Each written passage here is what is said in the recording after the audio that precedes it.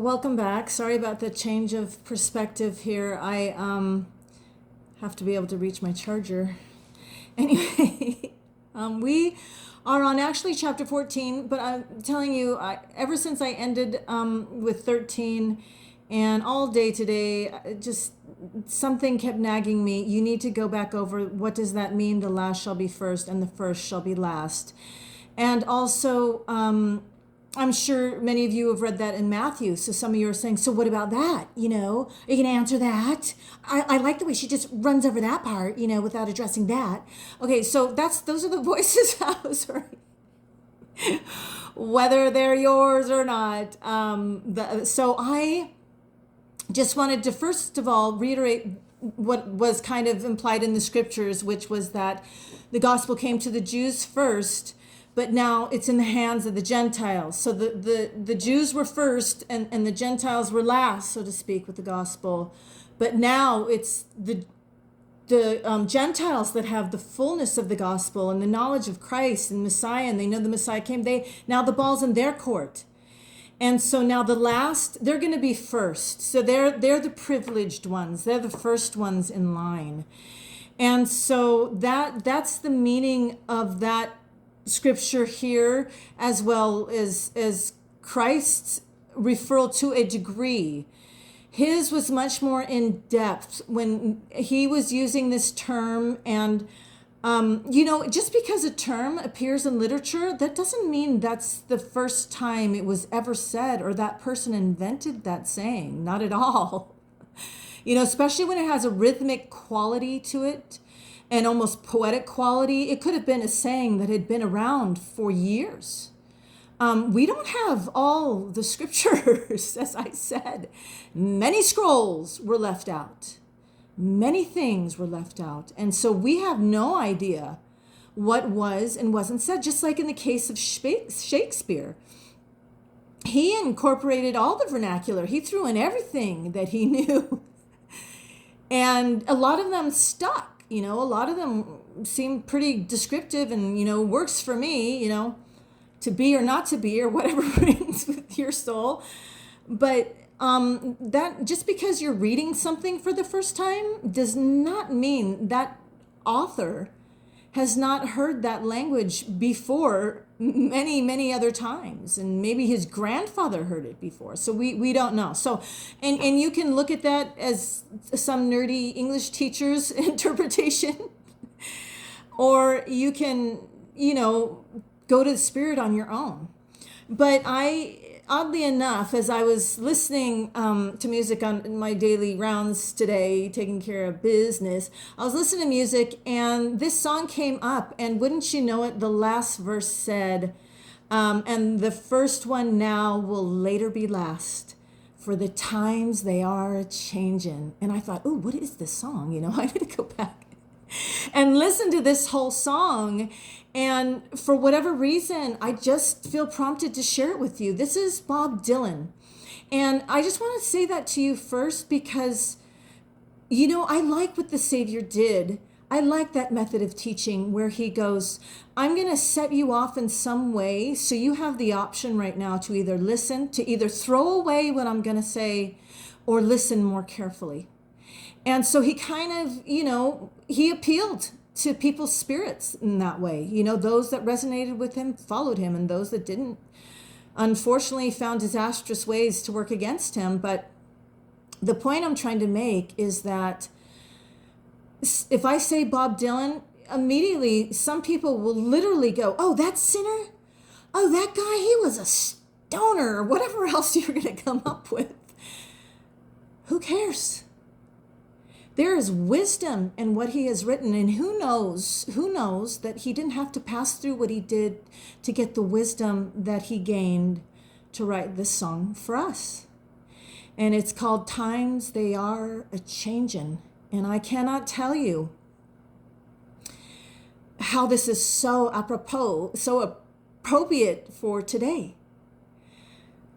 Come gather around people wherever you roam, and admit that the waters around you have grown, and accept it that soon you'll be drenched to the bone. If your time to you is worth saving, then you better start swimming, or you'll sink like a stone, for the times they are a-changin'. Come writers and critics who prophesize with your pen, and keep your eyes wide. The chance won't soon come again. The chance won't come again. I threw soon in, sorry, subliminal. And don't speak too soon, for the wheel's still in spin, and there's no telling who that it's namin'. For the loser now will be later to win, for the times they are a-changin'. Come senators, congressmen, please heed the call. Don't stand in the doorway. Don't block up the hall, for he that gets hurt will be he who has stalled. You put it off. You thought it didn't matter today. There's a battle outside, and it is raging. It'll soon shake your windows and rattle your walls, for the times they are a-changing. Come mothers and fathers throughout the land, and don't criticize what you don't understand. Your sons and your daughters are beyond your command. Your old road is rapidly aging. Please get out of the new one if you can't lend your hand, for the times they are a-changin'. The line it is drawn, and I know this came to me by the Spirit today because that's the next chapter we're going into, and it's all about lines that are drawn. The line it is drawn, the cursed it is cast. And we'll talk more about what curse is too. That's going to be explained. You want to know what it means to be cursed? Hang on. The slow one now will later be fast, as the present now will later be past. The order is rapidly fading, and the first one now will later be last, for the times they are a-changin'. And not only was Nephi able to see time change before his eyes, he saw the consequences of the direct impact of his relationships, how they echo generations later on. And I was so grateful to come across this song, and I 100% feel like the Spirit wrought on this man. And the Spirit works on many people. And the more that you settle into that mindset of judging and being holier than thou, and thinking that somehow your blood is not as red as the guys next to you, and that you are somehow better than other people, not realizing you just sin differently, then, you're robbing yourself of a lot of wisdom. You are robbing yourself of being guided by the Holy Spirit, being directed by the Spirit, and practicing what it feels like to come across a piece of literature and go, wow, this sounds like another version of the Book of Mormon to me. We're drowning. We're going down. And if we don't admit that we're going down, we're going to be lost. Times are changing. Things are changing. And we're not going to have the luxury of staying in our little group. As COVID was such a wake-up call to so many people, that without that social interaction and that camaraderie among the members, how much was there? And what did you look forward to going back to? And there may come a time when church is even more rare. It becomes shorter and shorter and shorter all the time. They keep on limiting personal interaction as though they were preparing us. At times I would think, people make church really short so that we didn't have to deal with each other that much. That must not be of God. That must be wrong right there. Okay, through my human lens, my little crusty third eye, but on the other hand, what if it's getting shorter and shorter because we're going to have to become more and more spiritually reliant on ourselves and on our neighbors and on the people we meet. And that the next time someone asks us to sit and listen to a poem, don't get your crusty third eye in the way and your totally dead heart, that has no gift to receive and give love, but try to open all channels. Try to open all channels. Try to open your eyes. Try to open your heart and unstop your ears and listen for a minute. Because God will talk to you through any voice he can. As we learned in the Old Testament, he spoke through a jackass. He loosened the tongue of a donkey. There was no other voice available at the time. So when he's desperate, God will talk through any jackass, as Brennan Manning said. Because desperate times call for desperate measures. And we need spiritual sustenance through this time, or we'll sink like a stone. We better start swimming or we'll sink like a stone. On to chapter 14. And it shall come to pass, so we're still in the vision with Nephi, that if the Gentiles, we're still talking about the Gentiles, shall hearken unto the Lamb of God in that day, that he shall manifest himself unto them in words and also in power and very deed, unto the taking away of their stumbling blocks. You will become illuminated. You will have more information. You will have access to more information. There are going to be people who are going to be digging deep and finding what they can and sharing what they've come to learn. There's going to be a lot of information coming your way. There's going to be a lot more testimonies. There's going to be a lot more revelations. There's going to be a lot more pages to turn. There's going to be a lot more that God is sending your way, because he is not confined to a rectangular prism about this big, depending on your edition and how large the print is and how many illustrations there are and how much money you paid for it. So, he's not confined to a rectangular prism. God isn't. And that's the beauty of the Book of Mormon, because it teaches you God isn't defined to words on a page. This is God we're talking about, right? The one that created that. Okay, yeah, I just want to make sure we're on the same page. No, he doesn't fit in, no, not the creator of the universe. And most churches want you to believe that. Don't go anywhere else for God. Don't do it. It's all of the devil. I'm sorry, but that's what it is. And they tell you, don't look anywhere else, when God is all around you. God is all around you. He's in the children around you. He is in the pets around you.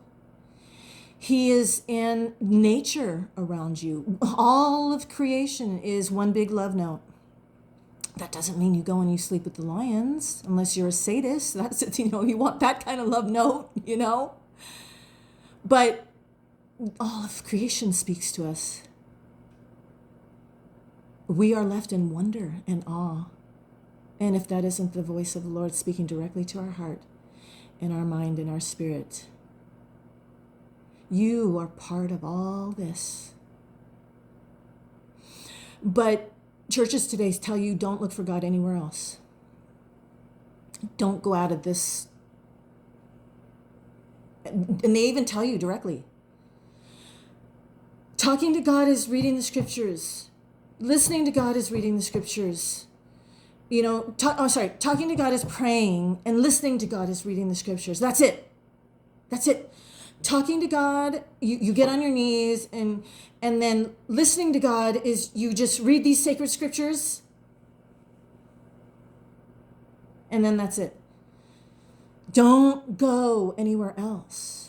And so this is a huge stumbling block. And there are many people that have encouraged people to break out of that box. Get out of there. Yeah, keep the box, but look around. God is talking to you through everything. The next time you watch a candle, the next time you see your little pit bull and interact with your little cat, and you are like overcome by the adorability of it all, and for a moment all is right with the world because you're overcome by beauty, and that's when God is speaking to you. Don't listen to anybody that tells you you can only hear his voice here. And that's it. You're going to get it nowhere else. Otherwise, it's of the devil. I'm sorry, but that's the way it sounds. We live in the world created by God, and we're told that we're confined to these few pages. No. We're going to talk about captivity in a minute. That is a form of bondage. You are limiting your spirit, and you are limiting your mind, and you are limiting your heart when there's so much more that you get through. So he's going to remove, taking away of these stumbling blocks that we are confined spiritually, that we are the captive of any organization. We are not the captive of any organization.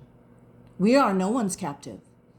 And the moment we realize that is the moment we are no longer captive. And harden not their hearts against the Lamb of God. They shall be numbered among the seed of my father. Yea, they shall be numbered among the house of Israel. They're going to be my children too, because I will be their father. And they shall be a blessed people upon the promised land forever. They shall be no more brought down into captivity.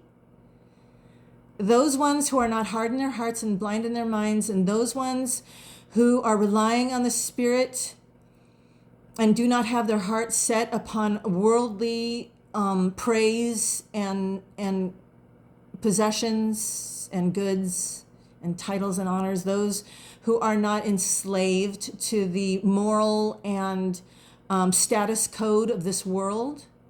The other ones, those are in captivity. They're in captivity. They have to, dot all their I's and cross their T's and watch every word they say because they're owned by someone else. And if they happen to belong to an aggressive group, why then their language is aggressive. And if they're in a more conservative group, why then their language is more conservative. But basically, they're going to reflect the values of their supporters. They're in captivity. They have been bought. They are sold goods. That expression, they sold their soul to the devil, it means that they're in bondage. They're in bondage. They cannot be their real selves. You only see an avatar. You just see a surrogate. That's all you see. Their soul is somewhere else. So captivity is not just slavery, my folks, of the physical kind. It is slavery of the all kinds. And the house of Israel shall no more be confounded. And that great pit which hath been digged for them by that great and abominable church, which is the most evil church. And I like this chapter because it's going to give us a little more information about what is this abominable church and what is a church anyway. Because today, when we say church, we think of a Christian church. But there's also the church of Satan. And there are churches that don't believe in Jesus at all. They're not Christian at all, such as the Church of Scientology. And I'm not trying to equate the two. Please don't. It's just I'm finding instances where Christ is not an item.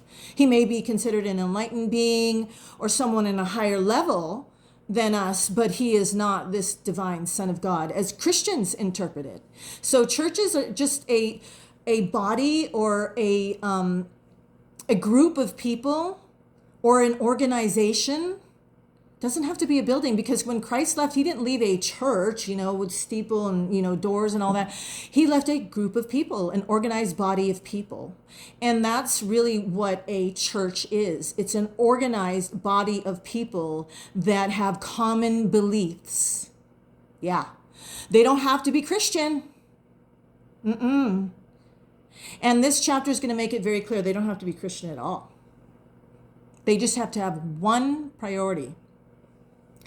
And that great pit which hath been digged for them by that great and abominable church. So these people that belong to this other type of organization, this type of belief, these people, they are digging a pit for people. And they want to throw bodies in. They want to get rid of the riffraff and those that they deem less worthy to take up space on this planet. Those are the ones that deem humanity, by and large, disposable. And that when there is any type of crisis in the world, that humanity should be the first to pay. And that they should be the first to be punished. That's the great and abominable church. It's all those who subscribe to that notion. And they're the ones that are digging the pits for them by that great and abominable church, which was founded by the devil and his church and his children, those who follow him. Because God has his children, and guess what? The devil does too. Those who want that vibration in their life, who for whatever reason resonate with destruction, and it does not deter their soul at all. And they continue on. Because to them, the red pill, was it the red pill or the blue pill, was more desirable to take. Sorry, this is no way am I going to be able to, red pill, blue pill. Sorry, this will drive me nuts. There are choice between the willingness to learn a potentially unsettling or life-changing truth by taking the red pill or remaining in the contented experience of ordinary. So these are all the people that have taken the blue pill, okay? They have all taken the blue pill. They're no longer available to us who have taken the red pill, just like the movie shows. Their ability to break free from their reality is almost, it's going to take a miracle like a Neo type. In other words, the story is telling us. It's going to take someone that's going to have to convince them in ways that they are not used to. Because the ordinary is not getting through to them. Now, that doesn't mean it has to be something supernatural. It just has to be different. For Pete's sake, it just has to be different, because the way that they have been talked to their entire life is like the school teacher in Charlie Brown. Wah, wah, wah, wah, wah, wah, wah. They need someone who's actually going to speak to their soul. And there's many people adrift like that today. They just need someone to speak to their soul. Most people know they're always being lied to. Every time we turn on the news or we read something, or even our teachers, even our pastors, we know we're always being lied to on some level. Someone is always accusing us falsely or misunderstanding something, or putting their own spin on things that really isn't appropriate. And we know on some level we have to filter through a lot of things. And so, and it's hard. And sometimes sometimes you think, you're like sitting there, slicing your steaks going, This is what I want if I take the blue pill again, you know? Because the truth is tiring, and seeing the decline of people socially and emotionally, and seeing the decline of society is heartbreaking. And wouldn't it be easy and much less painful to just be able to take a pill and it blocks everything out, and truth is you can't access truth anymore because truth hurts. Truth hurts. It's uncomfortable. You end up having to do something about it. And it gnaws at people. And that's why people, of course, in Zion, and speaking of the Matrix again, were complaining. Of course they were complaining. This sucks. It's like, it is hard. It's hard on both sides. Being stupid and blind isn't always easy either. Which was found by the devil and his children, that he might lead away the souls of men down to hell. And hell, we're going to revisit that definition in a minute. The hell that was described to Nephi as the dirty water. Yea, that great pit which hath been digged for the destruction of men shall be filled by those who digged it. Wow. Unto their utter destruction, saith the Lamb of God. Not the destruction of the soul, save it be the casting of it into that hell which hath no end. And we're going to revisit hell. But here's the thing. He's saying they're not going to be obliterated, completely. Poof, they're gone, He's saying, no, we'll save the part, that lasts, And we're going to talk about hell, because this is another place where the Book of Mormon differs greatly in their definition of hell. Okay, as we've already seen, the interpretation of hell in Lehi's dream was the fountain. And I'm going to read that verse again. Behold, the fountain of filthy water, which thy father saw, yea, even the river of which he spake, and the depths thereof are the depths of hell. So he's saying that this river separates, first and foremost, it separates the tree of God's love. Later on, Nephi refers to it as the tree of life, but he's speaking of spiritual life. It is the tree of spiritual life. And I wish he had thrown that in this, of your spiritual life.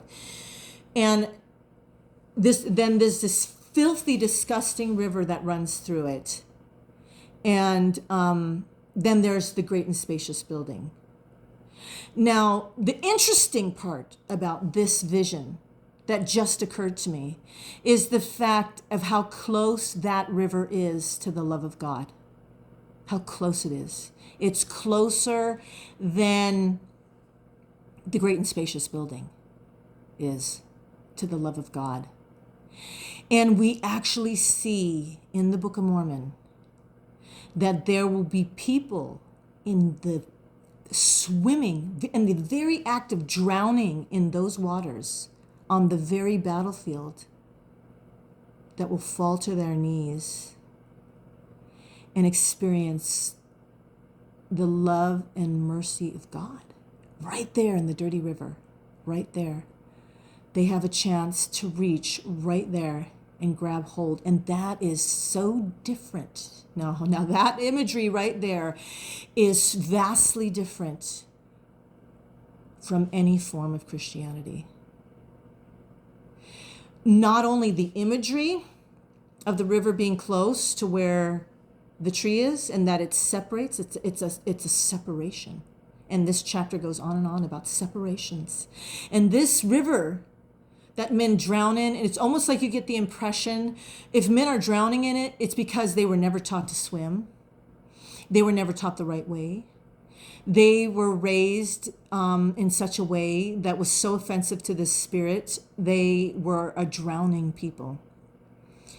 And so, I wish I had that quote by Leonard Cohen about Jesus. Only drowning men can see him.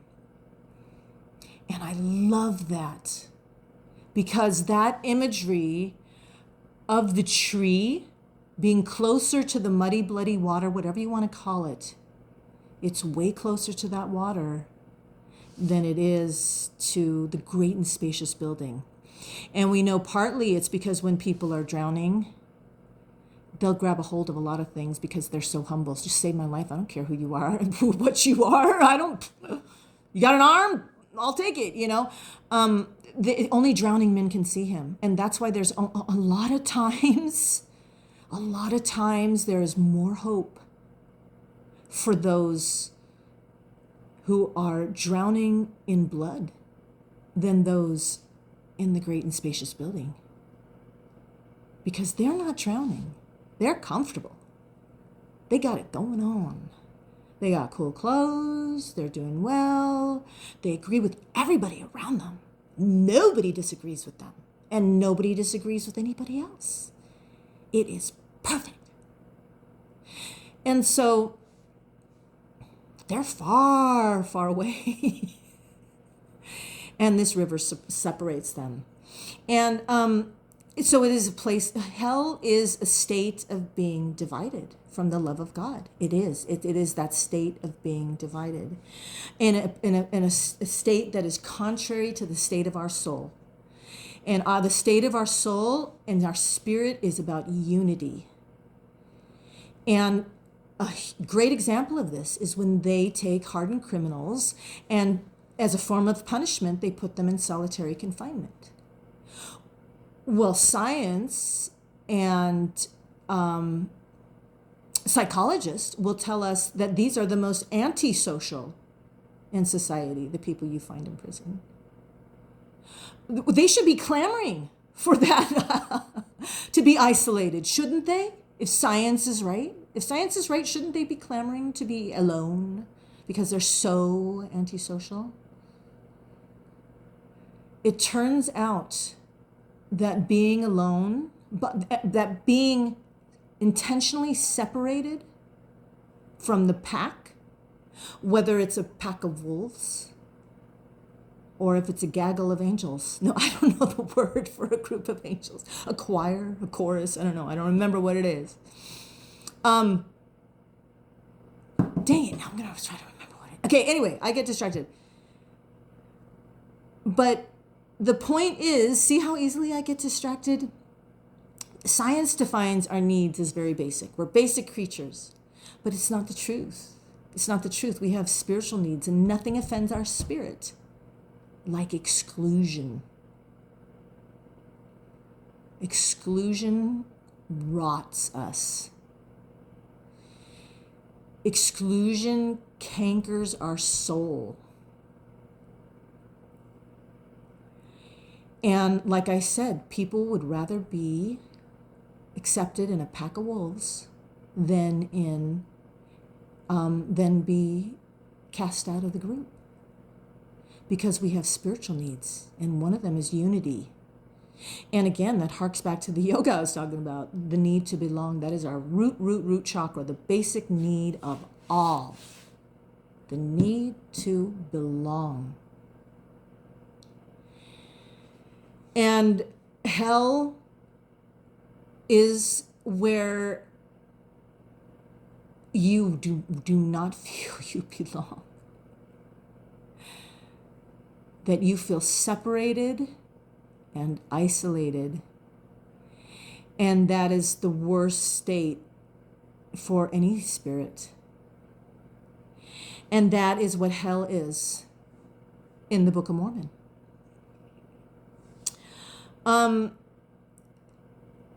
Let's see.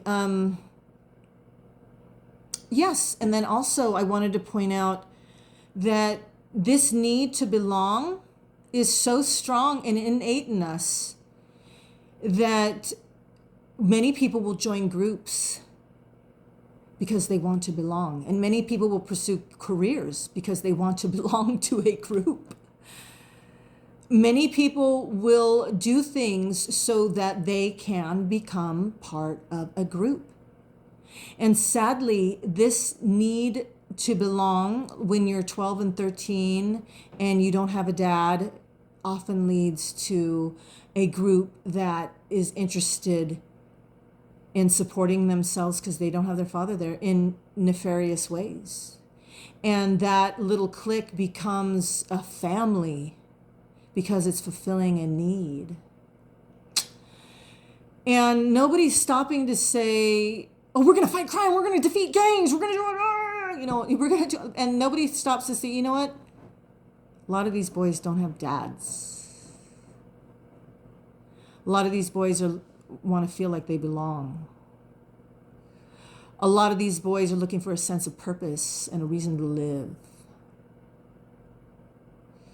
Nah, let's just go in with the guns. Okay. That's that is the great and spacious building. That is the great and spacious building. People are an inconvenience. People are an inconvenience.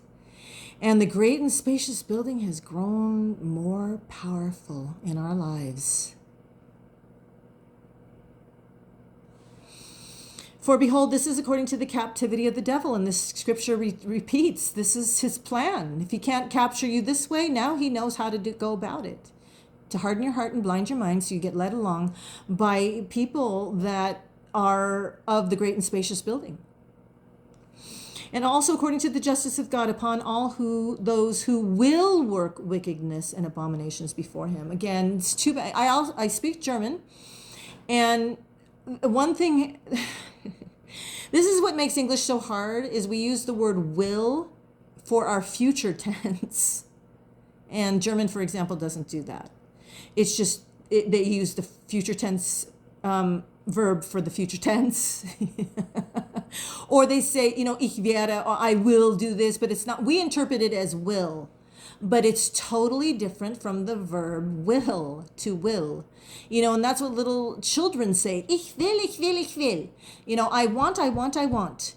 And it's too bad that we don't have that differentiate between want and will. I know we have a sense of our will, and so this word is being used in that sense, who will, they will it, they want it, they will work. So their intention is set upon working wickedness and abomination before him. But people are reading this as though it's future tense. They will work wickedness. Well, aren't they working it now? Yes, we're talking about people who want to work upon all those who do and want to, who will it in their heart to work wickedness and abomination before him. And it came to pass that the angel spake unto me, Nephi, saying, Thou hast beheld that if the Gentiles repent, it shall be well with them. And thou also knowest concerning the covenants of the Lord unto the house of Israel. And thou also hast heard that whoso repenteth not must perish. Repenteth means turning around from something that is not serving your spirit, that is causing injury to not only you, but to others. Therefore, woe be unto the Gentiles, if it so be that they harden their hearts against the Lamb of God. We're getting there. We're getting there. For the time cometh, saith the Lamb of God, that I will work a great and a marvelous work among the children of men. Now, when he says a great and a marvelous work, the LDS Church put a stamp on this, double stamp, no take backs. This refers to the work of the restoration, and that's all it can mean. And we'll see if that holds true throughout the Book of Mormon. Is this always referring to the Book of Mormon? Or, and it goes on, it's a marvelous work among the children of men, a work which will be everlasting. So whatever is done here is going to be it's going to last forever, either on the one hand or on the other. Again, we get the vision of a division. Division's going to continue. And this work, this mighty work that is coming to pass, it's going to be like drawing a line in the sand. And it's going to make you or it's going to break you. And the reason why it's going to make you is if you study it, it's going to help you through the craziest times of mortality. But if you throw it away because you think that God is confined to a rectangular prism about this big, then you're robbing yourself of survival skills. survival skills that were intended for you at this time, either to the convincing of them unto peace and life eternal, or unto the deliverance of them, to the hardness of their hearts and the blindness of their minds, unto their being brought down into captivity, and also into destruction, both temporally and spiritually, according to the captivity of the devil, of which I have spoken. And the reason he's saying this, that if you continue down this limited information highway, it's going to fall apart. It's going to fall apart, and it's not going to sustain you. And then this great and spacious building is going to take over and define everything. So somehow you need to get a little more information under your belt. Number one, and I'm giving just an example here. Number one, God does not send a little girl or a woman born in 600 AD India. No, he doesn't send her to hell. Oh, but she never heard about Jesus. No, she never did. But she was a good mom. She was a good wife. She did the best she could with the knowledge she had. Number one, stop it. Stop. You're not a Christian if you condemn people that didn't know about Jesus. You're not a true follower of Christ if you think that Jesus Christ would send someone who never heard his name to hell. No, we don't follow the same gods, because my God makes provisions for these things, because every circumstance is different. And he's not just talking to people of this century or 300 years ago or whatever. He's been talking to everybody from the get-go, anybody who's listening. And it came to pass that when the angel had spoken these words, he said unto me, rememberest thou the covenants of the Father unto the house of Israel? And I said unto him, yeah. And it came to pass that he said unto me, look and behold that great and abominable church, which is the mother of abominations. This is the worst organization there is, whose founder is the devil. How many times is he going to say this? I mean, talk about repetition. Remember, I don't care how much they donate and how much they give lip service. These people are directed by the desires of the devil. And that is to put all of you into captivity. Yeah. So they're going to sweet talk you any which way they can.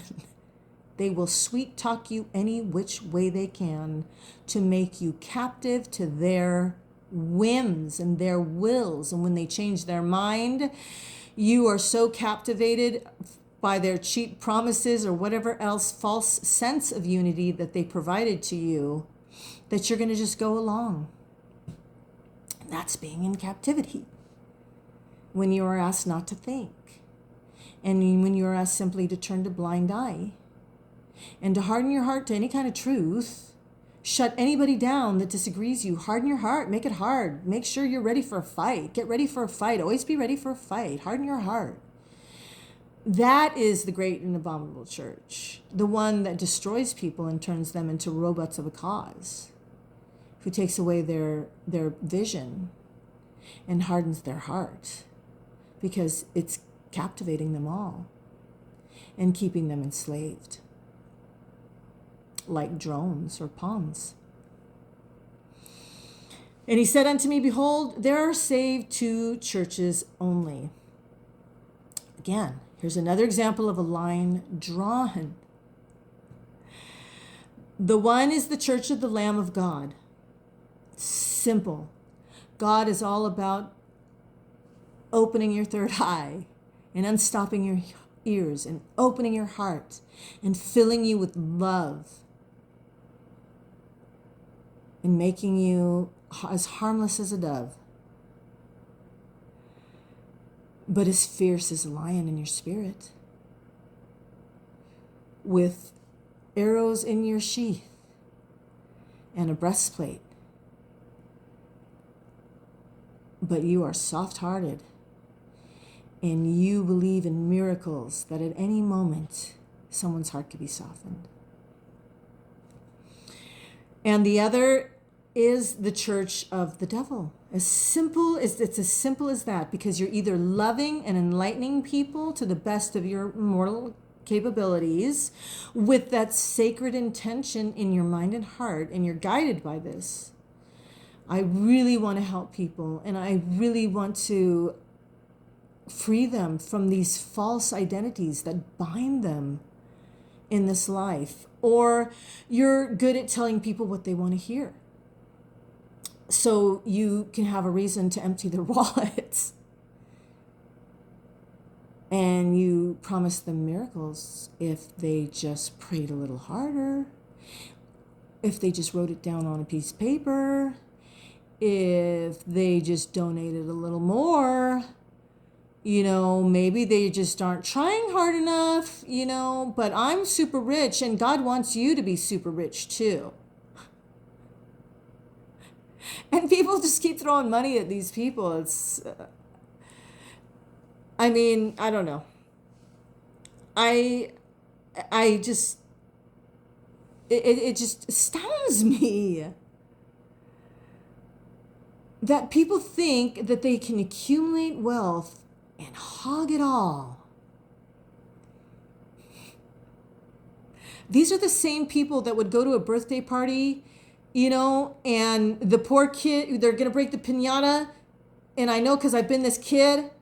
And the poor kid's going, candy? We never get candy. And they're just like, eyes as big as saucers. And the moment that, piñata breaks, they dive and they scoop. It's, that stands out at a party. People go, oh my gosh, who brought this little savage to the party? It's like, absolutely. But somehow when a pastor does it, and he's not gathering candy, 2 cents a piece or whatever it was at the time, if even that, he's gathering Rolls Royces, and he's gathering boats and land and houses. And none of his followers bat an eye. Nobody questions. And that's how you tell the difference between a church that blinds eyes and hardens hearts and binds people and keeps them down. And it's not just churches either. There are many organizations that keep people down and make them believe they are no better than slugs, but they serve a purpose here in this life. And next thing you know, they've sworn allegiance to things that are irretrievable. Little did they know. The one is the church of the Lamb of God, and the other is the church of the devil, because he wants to destroy us, of course. He wants to make sure that we're going to be captive, because the more you're captive, the less you can learn on your own, and the less you will know. They don't educate slaves. No, they don't. Wherefore, whoso belongeth not to the church of the Lamb of God belongeth to that great church, which is the mother of abominations. And she is the whore of all the earth. And the reason why she is the whore is because she's trying to make you give her money and to pay her homage and to bow down to her for something that is sacred and beautiful that God wants you to have without price. And that makes her the biggest whore in the world. Because anybody that thinks that you should have to donate to get to heaven, walk away from those people. Especially if they're filthy rich. Don't let anybody convince you that you must pay to get to heaven. And that is what makes the whore. Because she wants money for that which is sacred. Even when she has a ton of money her own. She just wants more. And she'll come up with any excuse of why you should pay so you get the blessing, darling. Yeah. And it came to pass that I looked and beheld the whore of all the earth, and she sat upon many waters. There's so many churches like this. There's so many organizations like this. Give me money and I'll give you truth, whatever you want to know. And she had dominion over all the earth. The whole earth subscribed to this system among all nations. kindreds, tongues, and people. Everybody's selling the sacred. Everybody wants to keep people down. The people who are in power want to keep people down and want to tell them that things don't matter. And nothing matters. Just look down. Take your blue pill and be quiet. Put that cord back in your head, And we're going to end here at verse 11. I just want to remind you, you're an incredible child of God. And keep an eye open. Don't go to sleep, because times they are a-changing, and you better start learning to swim, or you will sink like a stone, because times they are a-changing. And so go where you feel loved and where your eternal identity is confirmed and recognized. And I'll see you again.